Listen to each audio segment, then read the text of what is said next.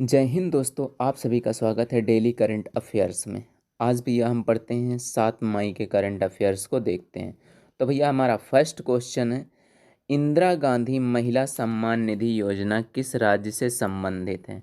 तो भैया ये संबंधित है हिमाचल प्रदेश राज्य से संबंधित है। इंदिरा गांधी महिला सम्मान निधि योजना किस राज्य से संबंधित है?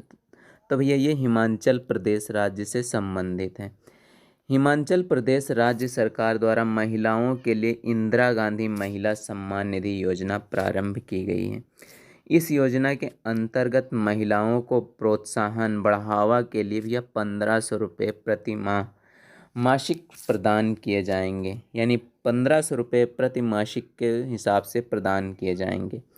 हिमाचल प्रदेश की अन्य योजनाओं के बारे में जान लेते हैं। स्वर्ण जयंती ज्ञानोदय क्लस्टर श्रेष्ठ विद्यालय योजना। नेक्स्ट है भैया स्वच्छ बचपन योजना। और नेक्स्ट है सम्मान योजना। और नेक्स्ट भैया है मुख्यमंत्री 1 बीघा योजना। ये भैया हिमाचल प्रदेश की प्रमुख योजनाएं हैं। हिमाचल प्रदेश की राजधानी शिमला है। राज्यपाल हैं राजेंद्र विश्वनाथ आलेंकर हैं। और मुख्यमंत्री हैं सुखविंदर सिंह सुक्खू। ये अभी हाल ही में नियुक्त किए गए हैं। ये वहाँ के मुख्यमंत्री सुखविंदर सिंह सुक्खू वहाँ के मुख्यमंत्री हैं। और इंदिरा गांधी सम्मान निधि योजना कहाँ शुरू की गई है? तो भैया हिमाचल प्रदेश में शुरू की गई है।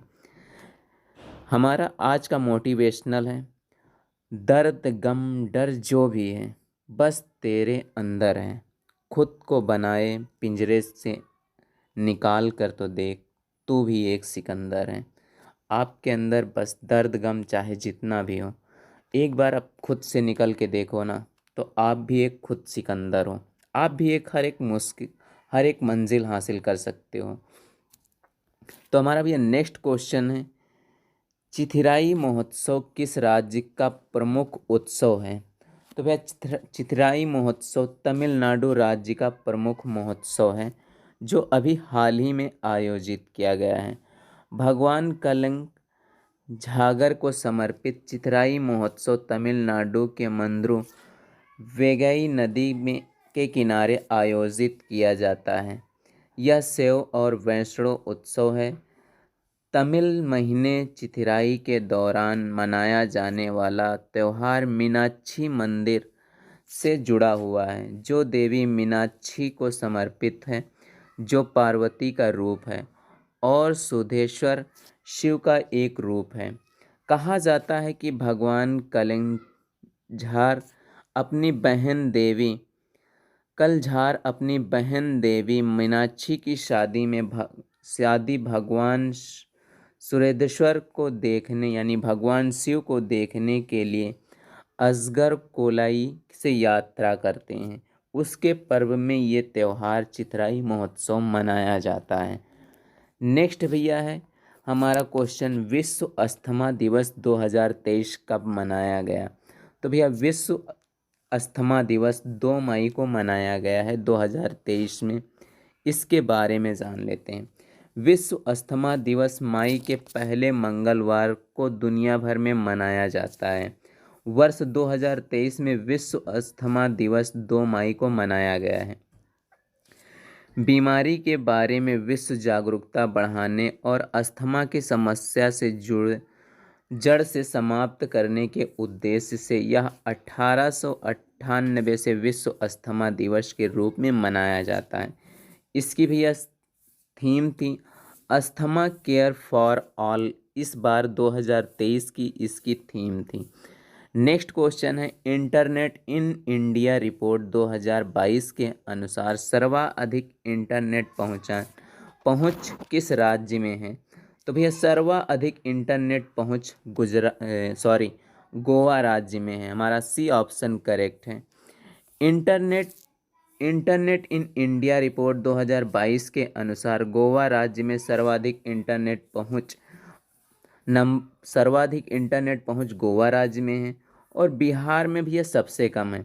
हमारा जैसे क्वेश्चन एग्जाम में पूछा जा सकता है कि इंटरनेट इन इंडिया रिपोर्ट के अनुसार सबसे कम इंटरनेट सेवा पहुंच कहाँ है? तो भैया ये बिहार राज्य में है। और सर्वाधिक अगर पूछा जाए तो सर्वाधिक भैया गोवा राज्य में है। लीगल एंट्री आइडेंटिफायर की शुरुआत भैया किस के द्वारा की गई है? तो सेबी के द्वारा की गई है। SEBI, ये भैया सेबी के द्वारा की गई है। यह एक बारकोड की तरह जो कानूनी रूप से किसी इकाई या संस्था के विशिष्ट रूप के पहचान करने के लिए बाजारों और न्यायालय के उपयोग किया जाता है, जो वित्तीय लेन देन में संलग्न है। भैया सीबी का फुल फॉर्म है security and exchange board of India, यानी भारतीय प्रतिभूति और विनिमय बोर्ड। इसका गठन कब हुआ? तो 12 अप्रैल 1988 में इसका गठन हुआ। इसका मुख्यालय कहाँ? तो इसका मुख्यालय है मुंबई, महाराष्ट्र में। इसके अध्यक्ष कौन है? तो माधवी पुरी बुच्चू इसके अध्यक्ष हैं। नेक्स्ट क्वेश्चन देखते हैं भैया, किस देश के उच्च आयोग ने कारगिल में परियोजनाओं के लिए अनुदान की घोषणा की है? तो भैया ऑस्ट्रेलिया के उच्च आयोग ने कारगिल में परियोजनाओं के लिए अनुदान की घोषणा की है। अब इसके बारे में देख लेते हैं। लद्दाख के इतिहास में पहली बार भारत में ऑस्ट्रेलिया उच्च आयोग ने कारगिल में एक परियोजना के लिए अपनी सरकारी अनुदान की घोषणा की है।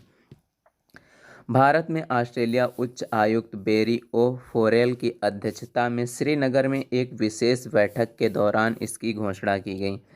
परियोजना रिटर्न टू रूट्स का उद्देश्य राष्ट्रीय शिक्षा नीति के लक्ष्यों के साथ संरेख को वर्तमान में स्कूल शिक्षा पाठ्यक्रम के विज्ञान पाठ्यक्रम के साथ पारंपरिक ज्ञान और एकीकृत करने और जिसमें आदिवासी पृष्ठभूमि के स्कूली बच्चों के बीच वैज्ञानिक जुड़ाव बढ़ाना शामिल है। इसके लिए भी ऑस्ट्रेलिया के द्वारा यह परियोजना शुरू की गई है। हमारा नेक्स्ट क्वेश्चन है भैया, किस अभिनेत्री को लेनिज का ब्रांड एम्बेसडर के रूप में नियुक्त किया गया है? तो अथिया सेठी को भैया लेनिज के ब्रांड एम्बेसडर के रूप में नियुक्त किया गया है। लेनिज के अभिनेत्री अथिया सेठी को भारत का फर्स्ट ब्रांड एम्बेसडर फेयर के रूप में नियुक्त किया गया है। कोरियन स्किन फेयर ब्रांड लेनिज की अभिनेत्री अथिया सेठी को भारत में अपना फर्स्ट ब्रांड फेयर के रूप में साइन किया है। एसोसिएशन के हिस्से के रूप में वह त्वचा देखभाल उत्पादों को अपनी श्रृंखला का प्रतिनिधित्व करेंगी। नेक्स्ट क्वेश्चन है, राजस्थान में कितने नए वन्य जीव संरक्षण रिजर्व घोषित किए गए हैं? तो भैया राजस्थान में 3 वन्य जीव संरक्षण रिजर्व घोषित किए गए हैं। इसके बारे में जान लेते हैं। राजस्थान में 3 नए वन्य जीव संरक्षण घोषित किए गए हैं। राजस्थान के वन विभाग के 3 नए संरक्षण अभ्यारण्यों की घोषणा की गई, जो राजस्थान के दुर्लभ और लुप्तप्राय वन्य जीवों की रक्षा करेंगे। ये 3 एक नए वन्यजीव संरक्षण रिजर्व बारम में, सोरसन जोधपुर में, खीचन और भीलवाड़ा में, हीरमगढ़ में हैं। इन 3 नए अतिरिक्त के साथ अब राजस्थान में 26 वन्यजीव संरक्षण अभ्यारण्य हैं। टोंक के बिलसपुर संरक्षण रिजर्व, बीकानेर के जोधबिड़ गढ़वाल बीकानेर संरक्षण रिजर्व, झुंझुनू में खेड़ी बसेल संरक्षण रिजर्व और पाली के जवाई बांध तेंदुआ संरक्षण रिजर्व कुछ प्रसिद्ध संरक्षण अभ्यारण्य हैं। राजस्थान के बारे में जान लेते हैं। अशोक गहलोत यहाँ के मुख्यमंत्री हैं। राज्यपाल कलराज मिश्र हैं। और लोकसभा सीटें कितनी हुई? 25 हैं। और राज्यसभा सीटें 10 हैं। किसे केंद्रीय मंत्री ने फूड स्ट्रीट प्रोजेक्ट की समीक्षा की है? तो भैया किसने की है? डॉक्टर मनसुख मांडविया ने की है। इसके बारे में जान लेते हैं। मनसुख मांडविया ने मई 2023 तक फूड स्ट्रीट प्रोजेक्ट की समीक्षा की है। यह सुरक्षित और स्वस्थ भोजन प्रथाओं को प्रोत्साहित करना, खाद्य जनित बीमारियों को कम करना और स्वास्थ्य परिणामों में सुधार लाना। फूड स्ट्रीट को चालू करने के लिए राष्ट्रीय स्वास्थ्य मिशन प्रति फूड स्ट्रीट 1 करोड़ रुपए की सहायता देगा। केंद्रीय स्वास्थ्य एवं परिवार कल्याण मंत्री डॉक्टर मनसुख मांडविया ने 100 स्वास्थ्य और स्वच्छ खाद्य सड़कों और विकसित करने के उद्देश्य से फूड स्ट्रीट प्रोजेक्ट की समीक्षा की है। पहला आवास एवं शहरी मामलों के मंत्रालय के साथ अभिसरण में NHM के माध्यम से कार्यान्वित की जाएगी। स्वास्थ्य मंत्रालय ने फूड स्ट्रीट हब को के लिए स्वच्छता और खाद्य सुरक्षा मानकों को प्रोटोकॉल में सुधार के लिए कई कदम उठाए हैं। नेक्स्ट क्वेश्चन है भैया, भारतीय पुरातत्व सर्वेक्षण ने मई 2023 में किस राज्य में 2000 वर्ष पुराने आधुनिक समाज की खोज की है। यानी क्वेश्चन भी हमारा, भारतीय पुरातत्व सर्वेक्षण ने मई 2023 में किस राज्य में 2000 वर्ष पुराने आधुनिक समाज की खोज की है। तो यह किस राज्य में हुई है, तो मध्य प्रदेश राज्य में भारतीय पुरातत्व सर्वेक्षण ने 2000 वर्ष पुराने आधुनिक समाज की खोज की है। इसके बारे में देख लेते हैं। भारतीय पुरातत्व सर्वेक्षण ने मध्य प्रदेश में 2000 साल पुराने जलाशयों का पता लगाया है। पुरातत्विक को बांधवगढ़ नेशनल पार्क में 1500 साल पुरानी रॉक पेंटिंग और 1800 से 2000 साल पुराने मानव निर्मित जल निकायों का पता चला है। बांधवगढ़ में की ताला रेंज में अन्वेषण के दूसरे चरण के दौरान चट्टानों का काटकर बनाई गई 11 गुफाएं सामने आई हैं। सर्वेक्षण 11 अप्रैल से शुरू हुआ था और 30 जून 2023 तक भी ये जारी रहेगा। ये इम्पॉर्टेंट हो सकता है क्योंकि क्या कब तक सर्वेक्षण चला है ये इम्पॉर्टेंट हो सकता है, और कहाँ पे ये पुरातात्विक जो मिली हैं सर्वेक्षण के माध्यम से मिला हुआ है। तो 2000 साल पुराने आधुनिक समाज की खोज की है, तो वो कहाँ पे भी है, बांधवगढ़ नेशनल पार्क में 1500 साल पुराने रॉक पेंटिंग की और 1800 से 2000 साल पुराने मानव निर्मित जल निकायों का पता चला है। मध्य प्रदेश के उमरिया जिले में प्रसिद्ध टाइगर रिजर्व में लगभग 1500 साल पुरानी एक रॉक पेंटिंग मिली है।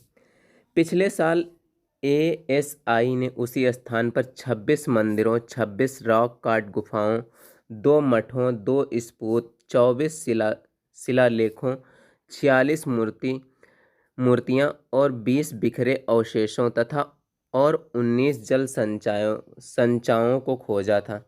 यानी जल संरचनाओं को खोजा था भैया, इतने चीज़ों को खोजा था। नेक्स्ट क्वेश्चन देख लेते हैं। नेक्स्ट क्वेश्चन है हमारा, भारत के 7वें राष्ट्रपति कौन थे जिनकी 5 मई को जयंती मनाई जाती है। तो भैया कौन थे 7वें राष्ट्रपति, तो ज्ञानी जैल सिंह 7वें राष्ट्रपति थे। 5 मई को पूर्व राष्ट्रपति ज्ञानी जैल सिंह की जयंती मनाई जाती है। भारत के 7वें राष्ट्रपति ज्ञानी जैल सिंह को राष्ट्रपति के शपथ लेने वाले एकमात्र सिख राजनेता के रूप में याद किया जाता है। 1982 से 1987 तक राष्ट्रपति के रूप में देश की सेवा की है और 1972 में जैल सिंह को पंजाब के मुख्यमंत्री के रूप में चुना गया था और 1980 में गृह मंत्रालय के तत्कालीन PM इंदिरा गांधी के कैबिनेट मंत्री के रूप में नियुक्त किया गया था भैया। 1982 से 1987 तक इन्होंने राष्ट्रपति के पद पर रहे और 1972 से 1972 तक भैया ये पंजाब के मुख्यमंत्री थे और 1980 में ये प्रधानमंत्री इंदिरा गांधी के कैबिनेट मंत्री के रूप में कार्य किया। नेक्स्ट क्वेश्चन भैया है, पाकिस्तान के विदेश मंत्री कितने वर्षों के अंतराल के बाद भारत के SCO शिखर सम्मेलन में भाग ले रहे हैं। तो भैया कितने वर्षों के बाद में पाकिस्तान के कोई विदेश मंत्री भारत के शिखर सम्मेलन में आ रहे हैं। तो भैया ये भारत में 12 वर्षों के बाद में कोई पाकिस्तान से विदेश मंत्री आ रहा है, यानी 12 ईयर के बाद में भैया आ रहा है। पाकिस्तान के विदेश मंत्री SCO समिट 2023 में गोवा पहुंचे हैं। पाकिस्तान के विदेश मंत्री बिलाल भुट्टो जरदरी को 4 अप्रैल 2023 को शंघाई सहयोग संगठन द्वारा आयोजित एक सम्मेलन में भाग लेने के लिए गोवा पहुंचे हैं। यह उन्होंने लगभग 12 वर्ष में भारत का दौरा करने वाले पाकिस्तान के पहले वरिष्ठ नेता हैं। आखिरी बार जब एक ऐसी यात्रा 2011 में हुई थी जब पाकिस्तान की पूर्व विदेश मंत्री हिना रब्बानी खान ने भारत का दौरा किया था।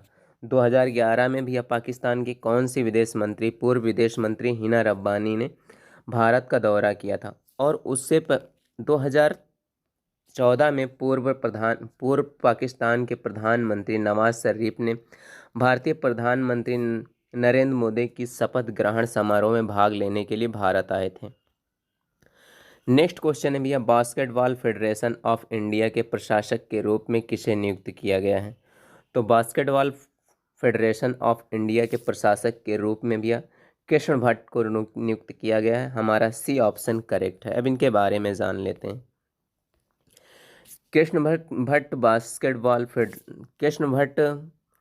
बास्केटबॉल फेडरेशन ऑफ इंडिया के नए प्रशासक हैं। दिल्ली उच्च न्यायालय ने कर्नाटक उच्च न्यायालय के पूर्व न्यायाधीश पी कृष्ण भट्ट को निकाय के चुनाव कराने के लिए तत्काल प्रभाव से बास्केटबॉल फेडरेशन ऑफ इंडिया के प्रशासक नियुक्त किया है। प्रशासक तब तक कार्य करेगा जब तक नवनिर्वाचित निकाय बास्केटबॉल फेडरेशन ऑफ इंडिया का कार्यभार नहीं संभाल लेता। यानी कोई जब तक कार्यभार नहीं संभाल लेता है तब तक प्रशासक कार्य करेगा।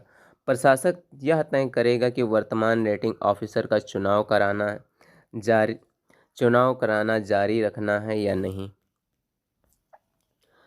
नेक्स्ट भैया क्वेश्चन है, बैंक मेरिको के एमडी और सीईओ के रूप में किसे नियुक्त किया गया है।